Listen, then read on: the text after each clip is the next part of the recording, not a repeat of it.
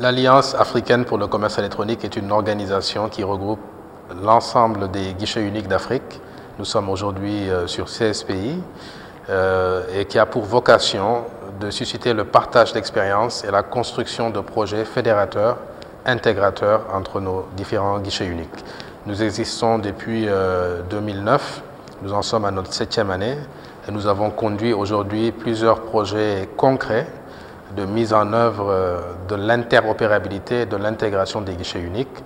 Je voudrais citer un exemple, le certificat d'origine qui est échangé entre le Sénégal et la Côte d'Ivoire dans le cadre d'un projet pilote sous forme de documents électroniques. Donc aujourd'hui, ce que nous voulons, c'est que les guichets uniques ne soient pas juste des instruments nationaux, mais soient également des instruments d'intégration régionale, commerciale. Et que l'Afrique, qui est un continent qui compte beaucoup de guichets uniques, parce qu'il faut savoir que les guichets uniques électroniques n'existent pas en Europe, n'existent pas en Amérique du Nord, non pas qu'ils n'en aient pas besoin, mais qu'il leur est très difficile, avec leur héritage organisationnel, de pouvoir aller vers cette formule.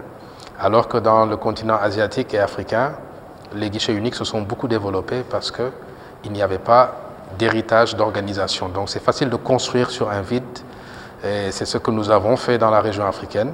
Mais nous ne devons pas seulement nous limiter à la construction, nous devons cibler la performance. Et c'est le but essentiel de notre alliance, c'est de prendre les meilleurs exemples dans chaque pays, dans chaque domaine, pour inciter chacun à être meilleur, à être performant, parce qu'il ne faut pas oublier qu'un guichet unique, c'est d'abord la réduction des délais et la réduction des coûts du commerce extérieur.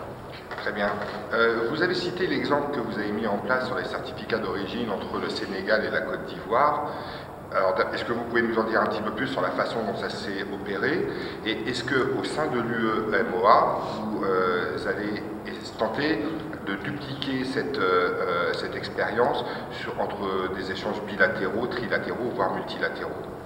Tout à fait. J'étais la semaine dernière à Ouagadougou au siège de la commission de l'Union UEMOA.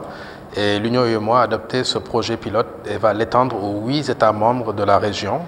Ça veut dire que si vous êtes un importateur du Mali, d'un produit sénégalais, originaire Sénégal, vous allez faire votre demande de certificat d'origine de façon électronique, vous allez recevoir votre certificat d'origine de façon électronique et vous allez envoyer à votre partenaire ce certificat électronique signé électroniquement et reconnu internationalement, de sorte à ce que l'administration douanière du pays qui reçoit puisse utiliser toujours avec la même continuité informatique. Donc c'est ça le périmètre du projet.